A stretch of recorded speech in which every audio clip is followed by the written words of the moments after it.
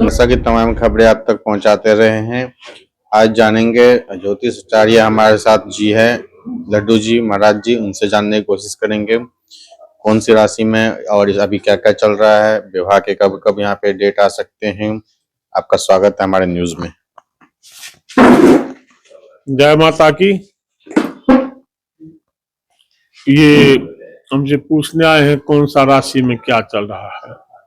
एक तो अभी खरमास चल रहा है, कोई शुभ कर्म नहीं होगा 15 तारीख तक। 15 तारीख के बाद ही शुभ तिथि शुरू हो जाएगा। तब तक में खरमास में हिंदू रीति से कोई कर्म शुभ कर्म नहीं होता है। आगे बात है, जो हम पामिष्ट हैं और साधक हैं, नवरात्रा में जो छाती पर खेतरी जमाते हैं, हम 6 बार जमाए हैं। भगवती के उपासक हैं, काली मेरी आराध्य है। और इसी संदर्भ में पामिष्टी यहाँ सुबह से लोगों की लाइन, हम मंत्र चिकित्सा भी करते हैं। जैसे 3 गुण होता है, 5 तत्व और 25 प्रकृति, रजो तमो सतो, वही है electron proton neutron, Brahma Vishnu Mahesh, स्थिति संहार प्रलय, भूत भविष्य वर्तमान। ये 3 गुण है, 5 तत्व है, जिससे जैविक संरचना हुई है। पामिस्ट्री अपने आप में सामुद्रिक ज्ञान में एक बहुत महत्वपूर्ण ज्ञान है। इसलिए जो रेखाएं रोज बदलती है, आपके कर्म, पूर्व कर्म के मुताबिक और वर्तमान कर्म के मुताबिक, आपके खान पान के मुताबिक, आपके रहन सहन के मुताबिक, आपके संगति के मुताबिक बदलती है।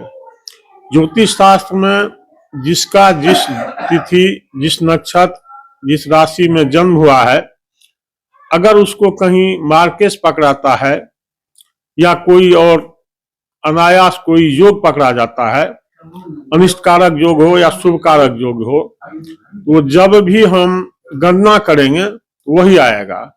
लेकिन पामिस्ट्री में बता देता है जिसकी शांति हो गई है, इसका निवारण हो गया है, हाथ में वो रेखाएं चेंज हो जाती है। इसलिए पामिस्ट्री एक बहुत गहन विषय है। न्यूरोलॉजिस्ट भी होता है, फेसोलॉजिस्ट भी होता है, शेडोलॉजिस्ट भी होता है। और ये बहुत गहन अध्ययन का विषय है, और जिसको जितना अध्ययन रहता है, जिसको जितना प्रैक्टिस रहता है, वो उसमें, और हम पाराशर के मुताबिक करते हैं। पामिस्ट्री के मामले में मेरा नाम भारत लेवल पर है।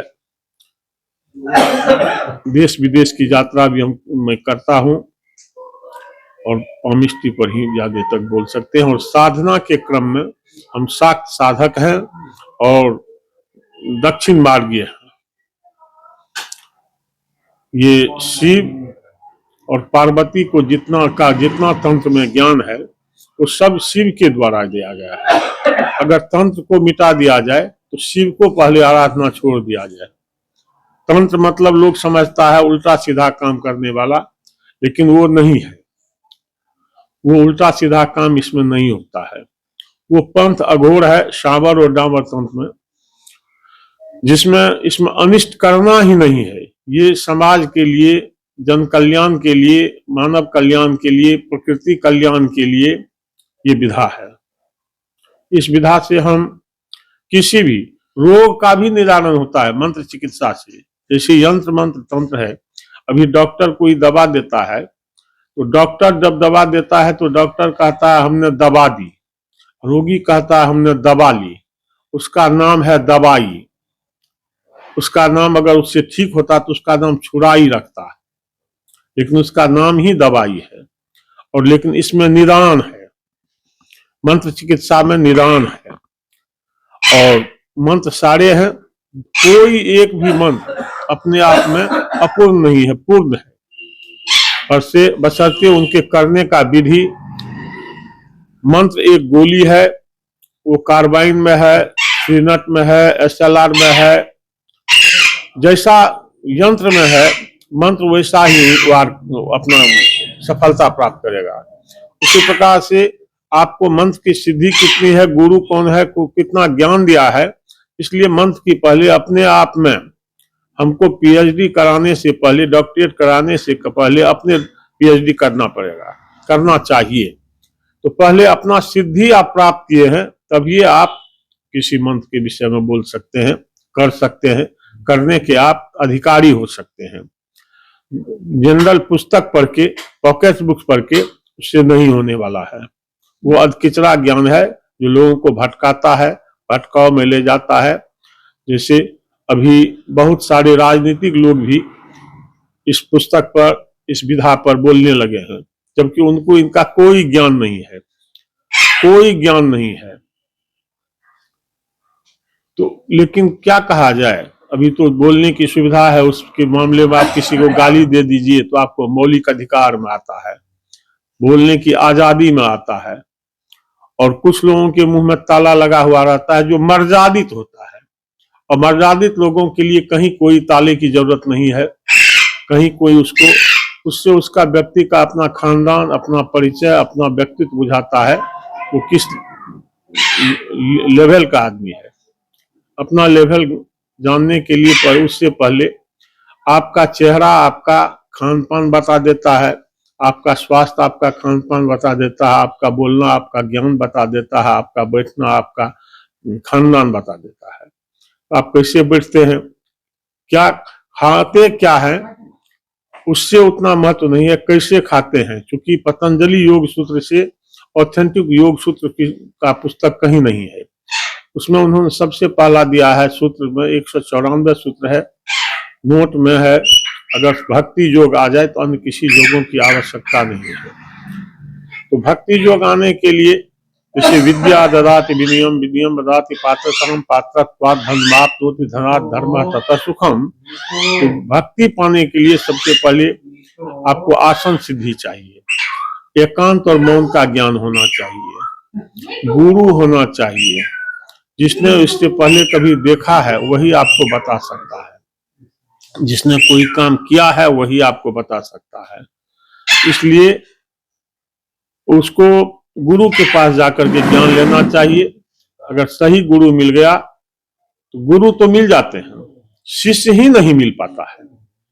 उनको एकाएक चाहिए, हमको ऊपर का ही चीज चाहिए, अभ्यास करना नहीं चाहता है, इजी मनी, इजी अभ्यास चाहता है, इजी किसी चीज को उसको सरल करके दे दीजिए, शॉर्टकट रास्ता करके लोग निकलता है उससे। ये नहीं होना चाहिए। उसमें जो अपने से किया गया अनुभव है वो अनुभूति होगा, उससे ही होता है, और पुस्तक से वो प्राप्त नहीं हो सकता है। पामिस्ट्री में बहुत कठिनाई है। पामिस्ट्री मतलब एक हाथ मेरे सामने में आया तो जब एक थंब का निशान, एक अंगूठे का निशान, एक जीभ का निशान, एक पसीना किसी से किसी का नहीं मिलता है तो हाथ कैसे मिलेगा। इसलिए जो हाथ मेरे सामने आया है मेरे जीवन का पहला पुस्तक है वो, उसमें कुछ न कुछ दूसरे से भिन्न है। जब अंगूठा नहीं का निशान नहीं मिलता है तो हाथ तो मिलना ही मिलना नहीं है। इसलिए उसमें सबसे पहले प्रत्येक हाथ का, प्रत्येक रेखा का, मान लीजिए किसी के हाथ में आयु रेखा नहीं है और देख रहे हैं ये आदमी जिंदा है, तो हमको ये देखना पड़ेगा कहीं पैर में तो रेखा नहीं है, कहीं ललाट पर तो रेखा नहीं है, कहीं नाखून पर तो रेखा नहीं है। इस सब चीज को मिला करके, और उसके लिए पहले एक साधना होनी चाहिए। जब तक कोई डिवाइन पावर आपके पास नहीं है पुस्तक पढ़ के नहीं हो सकते, उसके लिए आप साधना कीजिए, तब ये उसमें आप सफलता प्राप्त कर सकते हैं। और सही उसका, और जो भी आप करते हैं, अभी 157 बाबा जेल में हैं, वो काम क्या करते थे, तो ब्राह्मणों की यज्ञ कराना, यज्ञ करवाना, अनुष्ठान करवाना, व्यास बनना, गुरु बनना। 157 में ये काम दरअसल में था, जो ब्राह्मण मतलब अभी जो जातिगत ब्राह्मण है वो ब्राह्मण नहीं होता था, जन्म से सब शुद्ध था। जैसे वत्स के सारे पुत्र, सारे संतान शुद्र हो गए क्योंकि उन्होंने कर्म नहीं कर सका, तो जन्म से सब शुद्र होता है। जब गुरु के पास जाता है उसको ज्ञान मिलता है तब उसका दूसरा जन्म होता है, तब द्विज होता है। जब अपने उस स्वाध्याय करता है, अध्ययन करता है, साधना करता है, तपस्या करता है, तब वो विप्र होता है। उस तपस्या के बाद जब उनको ब्रह्म का ज्ञान होता है, तब वो ब्राह्मण कहलाता है। तो ब्राह्मण मीन्स जिसका बाप ब्राह्मण है वो ब्राह्मण होगा, ये नहीं होता है। अभी पैतृक संपत्ति के लिए या आर्थिक युग है, इसके लिए लोग ब्राह्मण अपना वंश में चल रहता है, वंशानुगत पद्धति हो गई है। क्योंकि पहले मातृ प्रधान देश था, जैसे कौन्तेय कुंती का पुत्र, कहीं नहीं लिखा हुआ है पांडु पुत्र, गौरी पुत्र। और हमारे यहाँ नारी का जो सम्मान था, पहले नारी के नाम से ही चलता था, बाद में आकर के पुरुष प्रधान देश हुआ है, पुरुष प्रधान समाज हुआ है। पहले नारी का जो था उसमें में थे नार्यस्तु यत्र पूज्यन्ते रमन्ते तत्र देवता। इसीलिए सब भगवान को आप देखिए, हमारे जितने भगवान हैं, हम कोई न कोई किसी न किसी का सब आराध्य, कोई न किसी का सब आदर्श है। हर भगवान के हाथ में एक अभय वरदान है, तो दूसरे हाथ में एक पुस्तक है, अगर ज्ञान है तो दूसरे हाथ में हथियार भी है। अगर धर्म रक्षणार्थ आपको शस्त्र धारण करना पड़े तो आप कीजिए, अपने रक्षा के लिए, धर्म की रक्षा के लिए आपको जो करना पड़े वो कीजिए। अभी लोग धर्म की रक्षा के लिए नहीं, अपने रक्षा के लिए कर रहे हैं, और अपने गलत को छुपाने के लिए कर रहे हैं।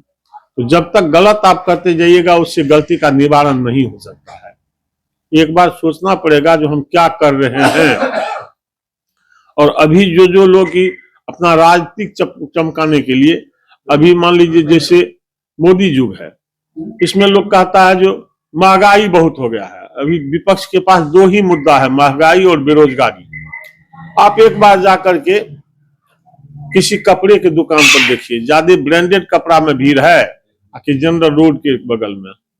मोटरसाइकिल की बिक्री देखिए ज्यादा हुआ है कि कम हुआ है, गाड़ी की बिक्री देखिए ज्यादा कम हुआ है कि ज्यादा हुआ है। इससे 1913 ईस्वी में सहरसा का जमीन मेरे बगल में बिकता था 80,000 रुपए कट्ठा, अभी बिक रहा है 50 लाख रुपए कट्ठा। कहां से महंगाई है? बेरोजगारी, आप 500 रुपया में डेली मजदूर नहीं मिलता है, महंगाई कहाँ है? एक MBA करके लड़का कमाता है, मान लीजिए उसको कितना दिन पढ़ने में 25 बरस लगा है, लेकिन उसका मेंटेन देखिए। आप चुरा करके दारू पीजिएगा, जब सरकार बैंड कर देगी तब आप गलत काम कीजिएगा, तो महंगाई तो उसे आपको बुझाएगा। आपको चलने के लिए नहीं आता है।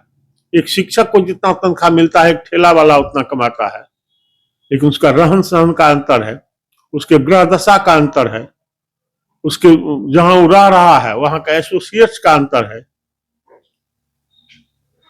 यही सब है समाज में। इसको प्रकृति कभी परिवर्तित होती है, पुरुष परिवर्तन नहीं होता है। तो हमारे यहाँ था गौरी शंकर, सीताराम, राधे श्याम, हर जगह मातृ प्रधान देश था। माताओं की नाम पहले ली जाती थी। माता का मतलब इज्जत होता है। हमारा वेद, पुराण, उपनिषद जितना आप अभी देख रहे हैं, जिसको पढ़ के लोग रामचरितमानस पर या और किसी चीज पर, मनुस्मृति को जिसने पढ़ा नहीं है, कभी देखा नहीं है, वो मनुस्मृति के विषय, मनुस्मृति में ही कहा गया है जन्मना जायते शूद्र। कहाँ कोई क्या है? एक चीज हमको कहिए, पेड़ अगर हड़ताल कर दे, जो हम जीवन पर्यंत चलते रहे हैं, पेट खाता है, सर खाता है, सर ऊपर में रहता है, हम अब सर बनेंगे, सर को पेड़ बनना पड़ेगा, तो फिर संसार आप चल सकेगा क्या? सबका समान महत्व है। को आपका कौन व्रत है, कौन त्योहार है, कौन समय है जिसमें समाज के सारे वर्गों की भागीदारी नहीं है, सामान्य भागीदारी नहीं है? उसमें एक मान लीजिए गाड़ी में अगर आपका एक्सीलेटर बहुत बढ़िया है, क्लच खराब है, दूसरा कोई यंत्र खराब है, तो आप चल सकेगा क्या? अब वो यंत्र अगर कहे नहीं अब वही काम करेगा, ब्रेक काम करेगा, हमरा भी नहीं चलेगा। इसे समाज में विकृति आ रही है, एक दूसरे की दुश्मनी हो रही है, मानवता का विनाश हो रहा है। लोग जितना हो सके सब अपने आप को छुपाने के लिए कर रहा है, सब अपना दोष छुपाने के लिए और अपना बुरा दिन के लिए दूसरे पर दोषारोपण कर रहा है। दूसरे पर अपना बुरा दिन है लेकिन दोषारोपण दूसरे पर करेगा, चाहे वो समाज पर करे, माँ बाप पर करे, भाई पर करे, मित्र पर करे, जहां करे। और कुछ पूछना है तो आप बताइए। आप